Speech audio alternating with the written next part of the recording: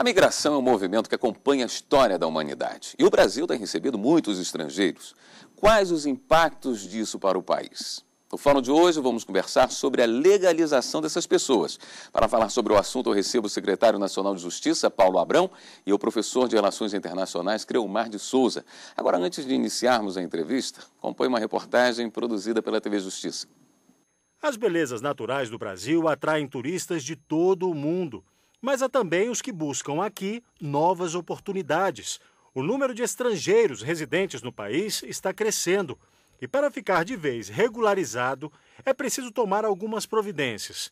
Além de ter um visto, o estrangeiro precisa procurar a Polícia Federal para entregar os documentos listados no site da instituição. Ele já tem que vir com um visto válido para o Brasil, para se fixar aqui, ou de outra forma, a legislação brasileira permite que aqueles que pretendam constituir uma família no Brasil também tenham esse amparo. Então, se o estrangeiro casa com um brasileiro, aí essa brasileira vai dar amparo a ele para pedir a permanência com base em cônjuge. Da mesma forma, se o estrangeiro vem para o Brasil e tem um filho aqui, ele vai ter uma prole brasileira, então ele pode pedir também a permanência com base em prole. Fora desses dois casos, aí seriam realmente os vistos, os casos dos vistos consulares. As regras mudam quando o candidato a fixar residência no Brasil for um nacional dos países do Mercosul. Para os nacionais do Mercosul e os países associados, que hoje já é aprovado aí pelo Brasil, o Paraguai, Uruguai e Argentina, mais os associados Chile, Bolívia e Peru, existe um acordo de regularização migratória que essas pessoas, uma vez no território nacional, sejam clandestinas, irregulares, regulares, turistas, se quiserem se fixar aqui, elas podem pedir uma residência temporária. Tem lá também uma série de documentos, aí vai incluir outros antecedentes penais, e aí o Brasil concede essa residência temporária por 2 anos. Depois de 2 anos, esses nacionais do Mercosul podem pedir a residência permanente. Doutor Paulo, temos ideia de quantos estrangeiros ilegais nós temos no Brasil hoje? Nós, como se tratam de estrangeiros não documentados, nós não temos, evidentemente, estatísticas oficiais em torno deles. Até mesmo porque, se eles estivessem efetivamente localizados, a nossa legislação nos obrigaria a deportá-los, Existem estimativas que são criadas do ponto de vista metodológico por organizações não governamentais que apontam um número em torno de 500 mil pessoas. Porém, esses dados não podem ser necessariamente confirmados. Mudou um pouco o perfil dessas pessoas que entram de forma ilegal? Não, do ponto de vista das pessoas que estão se regularizando no Brasil, nós temos a afirmação de alguns movimentos que já são tradicionais na nossa história em relação a portugueses, japoneses, alguns europeus dos países ibéricos, Espanha, e também os italianos são tradicionais, Porém, nós temos, evidentemente, como reflexo da insurgência de novos movimentos migratórios, a vinda de bolivianos, a vinda de chineses, e claro que os latino-americanos, de algum modo, são beneficiados pelo acordo de residência no Mercosul, que está em pleno vigor, e agora ampliado para os países associados. Devemos ter um olhar diferenciado, professor Creumar, sobre essa vinda de estrangeiros para o país devido a esse aumento? Olha, basicamente o que nós temos é um fenômeno novo, E esse fenômeno está caracterizado pelo quê? Pelo fato de que o Brasil, como você muito bem disse, assume uma característica nova no mundo das relações internacionais. Saímos de um país que, num passado recente, era um polo de envio de seres humanos e trabalhadores mundo afora e nos tornamos um receptor, com 2 tipos básicos de perfis. Aquele estrangeiro que vem documentado, como o Dr. Paulo muito bem disse, dentro de uma regra, com um trabalhador especializado, por assim dizer, e, de outro lado, um grande número de indivíduos que fogem da miséria, da desesperança e buscam no Brasil um lugar para construir os seus sonhos. Acredito que a sociedade brasileira precisa começar a se atentar sobre isso, porque, obviamente, esses 500 mil, essa estimativa, obviamente, tende a aumentar no tempo, porque haverão consequências claras. Essas pessoas terão filhos, netos e por aí vai. Então, a sociedade e o governo, que é um representante último da sociedade, terá que, em algum momento, refletir de maneira profunda sobre esse processo, sabendo qual o caminho nós iremos tomar. É fácil regularizar a situação de um estrangeiro que tem entrado de forma ilegal no país? Primeiro, é importante ressaltar que nós temos uma tradição de ser visto como um país receptivo, democrático, aberto a essas culturas, né? Então, desde 2009, quando foi a ocorrência da última anistia, e isso até confronta um pouco essa estimativa de 500 mil irregulares no Brasil, nós tivemos em torno de 40 mil pessoas que se apresentaram para ter a sua documentação. Nós tínhamos uma expectativa muito mais elevada, né, e ela não correspondeu à realidade.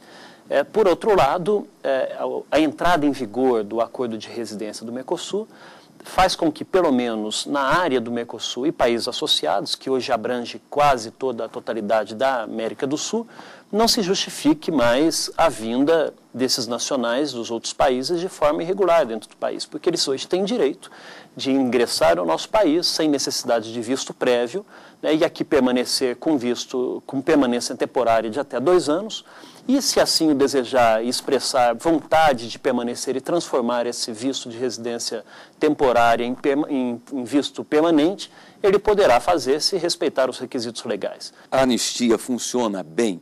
As pessoas normalmente entram e se regularizam quando surge uma anistia, como aconteceu mais recentemente?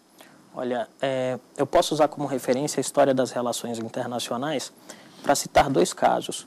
O primeiro seria esse que o Dr. Paulo disse muito bem, do Brasil em 2009, e um outro caso seria a grande anistia ocorrida nos Estados Unidos durante a década de 80, no governo Ronald Reagan. Em ambos os casos, por se tratar de 2 países que têm essa tradição na recepção de imigrantes, acredito que a anistia tem bons resultados. Acredito que talvez no caso brasileiro, o que possa ter acontecido para esse número baixo, que o Dr. Paulo muito bem nos documentou, possa ter sido a desinformação acerca do processo. Não desconfiança. Né? Não desconfiança, porque o Brasil é um país que recebe bem. Esse é um dado, né? O Brasil tem se estruturou historicamente nas relações internacionais como um país de acolhida, né? O posicionamento da nossa diplomacia, do nosso governo e a estruturação dos marcos legais, né, que, de certa maneira, constituem o processo de recepção dos estrangeiros das mais diversas nacionalidades, é caracterizado pela possibilidade de você se tornar parte do Estado brasileiro, da sociedade brasileira.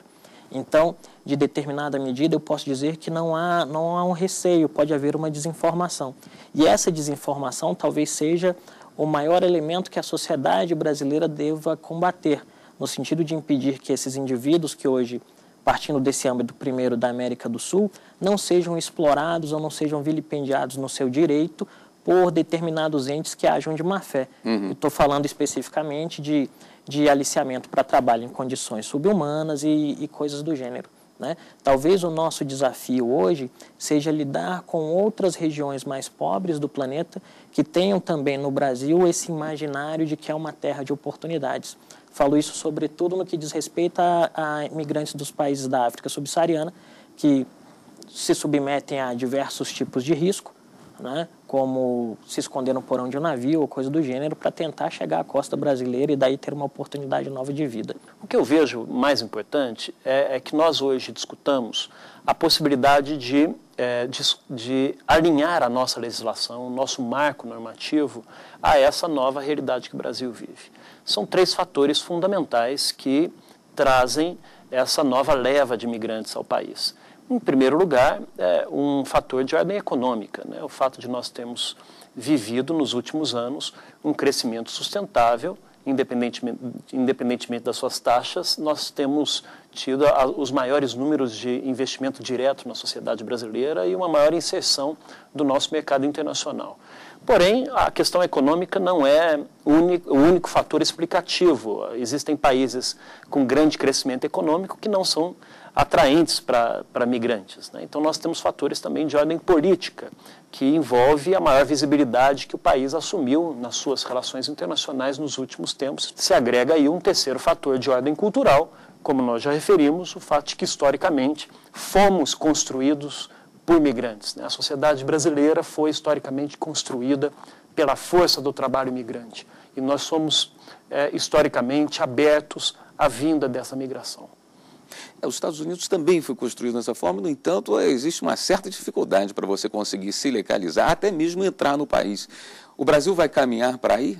Essa porta vai deixar de ser tão larga assim em pouco tempo? Eu, particularmente, acredito que não, por uma diferença cultural básica, né? Enquanto que nos Estados Unidos você teve um núcleo formador da sociedade que, em alguma medida, era bastante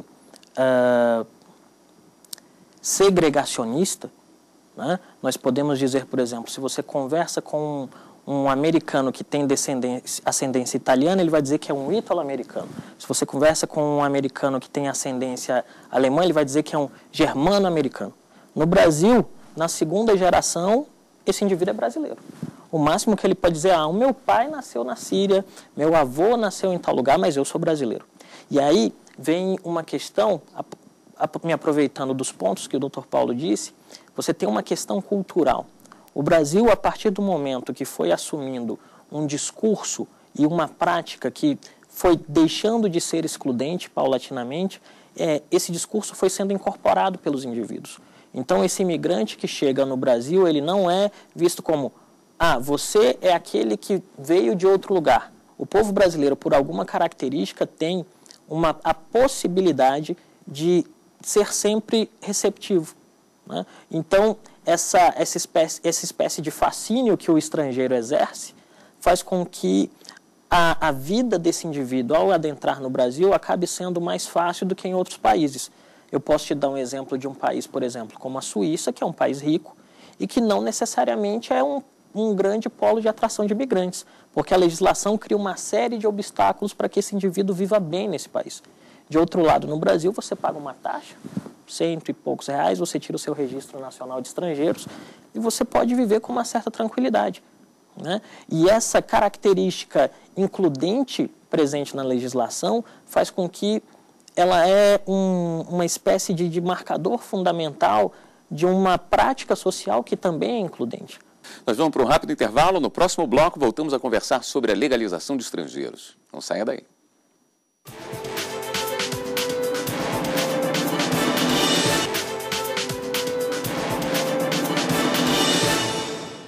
Estamos de volta ao fórum, que hoje discute legalização de estrangeiros. Doutor Paulo, esses que não se legalizaram ainda, a preocupação maior é trazê-los para a legalidade e não deportá-los. Sem dúvida. Quanto mais nós não criarmos mecanismos de integração desses migrantes, mais nós estaremos jogando-os à marginalização. E jogar a marginalização significa colocá-los à mercê do crime organizado, a situações de pobreza extrema, né? Situações de não regularização ou não documentação.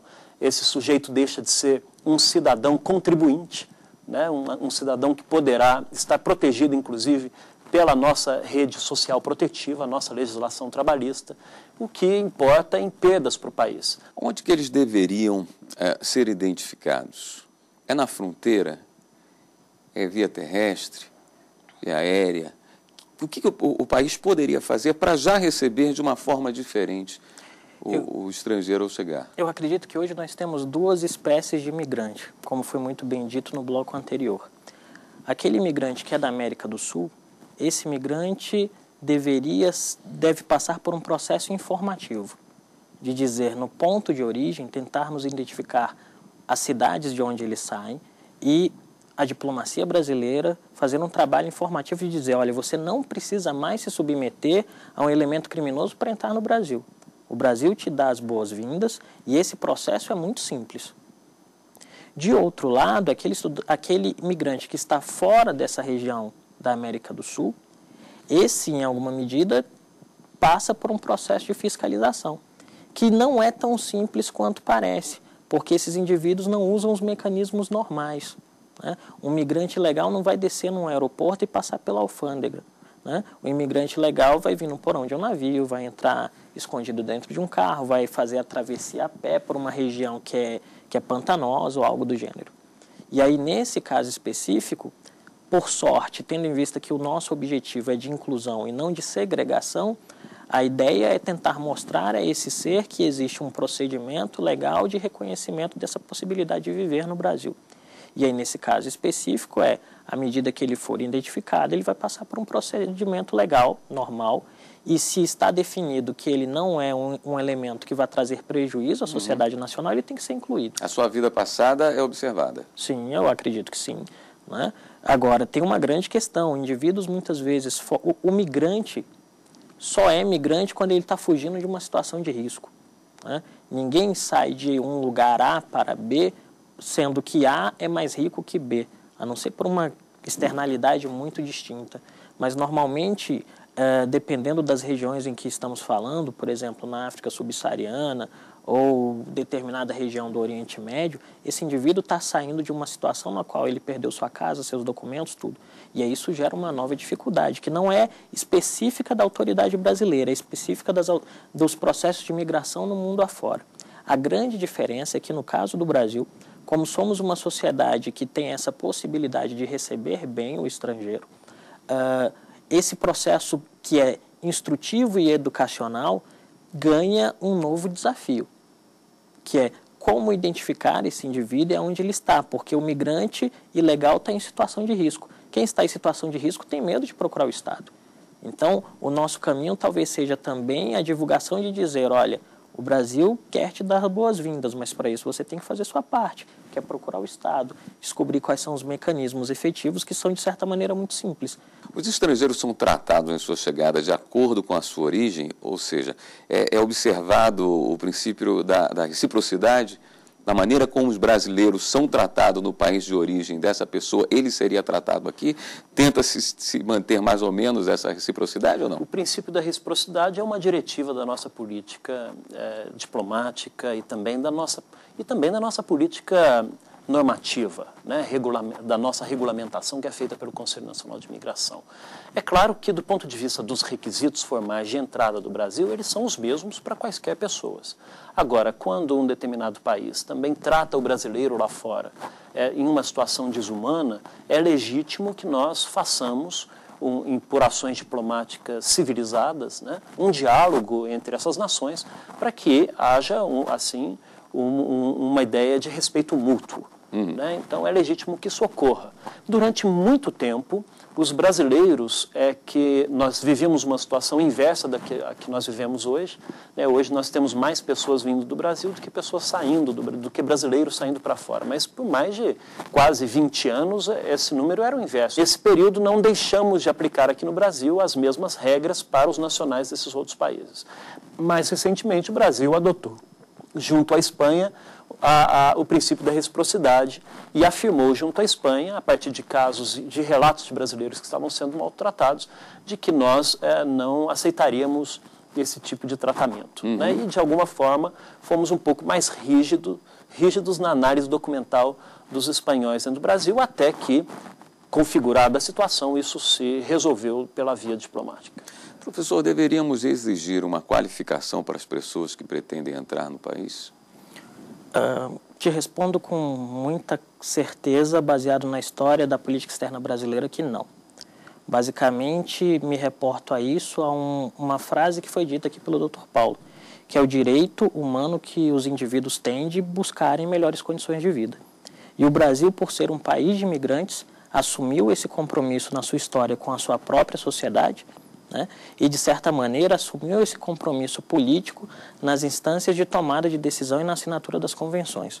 Acredito que, mais do que criarmos regras dizendo nós aceitaremos determinado número de dentistas, determinado número de engenheiros ou coisa do gênero, mais importante do que isso é dar às pessoas que venham construir suas vidas no Brasil a possibilidade de serem brasileiros e a possibilidade de efetivamente construírem boas condições de vida para elas e para os seus e, como consequência, contribuam para o desenvolvimento nacional. E me reporto nesse exemplo há alguns países nas relações internacionais que têm essa postura de exigir determinados tipos de qualificação para você adentrar e construir a vida. Só o que acontece?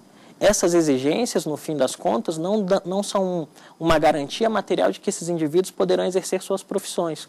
E aí a gente cria um paradoxo, e esse paradoxo está baseado em quê? No fato de que eu crio uma série de condições para esse indivíduo adentrar no país, mas na hora que ele adentra, ele vai fazer um trabalho que é, por assim dizer, de menor importância. a possibilidade que o Brasil efetivamente tem como sociedade includente é de receber esses indivíduos desde que eles possam gerar crescimento nacional e contribuir bem para a nossa sociedade. E isso efetivamente nos daria uma vantagem de continuarmos sendo um polo includente dentro das relações internacionais. De fato, algumas pessoas defendem que exista uma entrada facilitada para a mão de obra qualificada, né? Eu também concordo com o professor, e até do ponto de vista jurídico, eu acho que a nossa ordem jurídico-constitucional não admitiria a criação de privilégios burocráticos segundo um critério de diferenciação por qualificação ou por categoria social, econômica, né, ou classe social. Isso feriria o princípio da igualdade formal, que na nossa ordem jurídica só é ponderado em situações de ações afirmativas, em situações de correção de dívidas históricas, sociais no país, o que definitivamente não é o caso. Essa disputa por cérebros e por inteligências é a principal disputa hoje no mundo, né, o principal ativo em disputa no mundo. E o Brasil, num momento de desenvolvimento, é evidente que ele pode, é legítimo que ele também faça um mapeamento ativo e procure atrair. Porém, o que atrai esses profissionais qualificados para um país não são as facilidades na entrada, até mesmo porque, se ele tem disposição de vir, ele superará eventuais burocracias e entrará, mas sim as políticas de permanência dessa mão de obra qualificada dentro do país. Profissionais intelectualizados, por exemplo, a intelectualidade mundial que a academia brasileira teria interesse de trazer, afinal de contas, nós demoramos às vezes 10 anos para formar um determinado profissional e nós poderíamos estar trazendo uma mão de obra pronta, né, desenvolvida sem nenhum custo para poder ajudar no desenvolvimento do país. Essa intelectualidade, parte dessas pessoas não tem disposição de vir para o nosso país para aqui serem subcidadãos, para terem direitos a menor que os direitos dos brasileiros. Então, a chave está nos mecanismos de integração, na ampliação dos direitos dos migrantes. Nós só conseguiremos manter dentro do Brasil essa mão de obra especializada ou atrair essa mão de obra qualificada se aqui dentro do Brasil ele encontrar as possibilidades de construir de forma perene o seu projeto de vida. Isso significa ter direitos iguais a quaisquer outros brasileiros. Bom, o programa termina aqui. Eu queria agradecer a participação do secretário nacional de Justiça, Paulo Abrão, e do professor de Relações Internacionais, Creomar de Souza. E você pode rever esse programa na página da TV Justiça. O endereço é www.tvjustiça.jus.br. E a sua participação, sua sugestão para o programa também é muito importante. Nosso e-mail é fórum@stf.jus.br. Na próxima semana temos um encontro marcado em mais uma edição do Fórum. Até lá.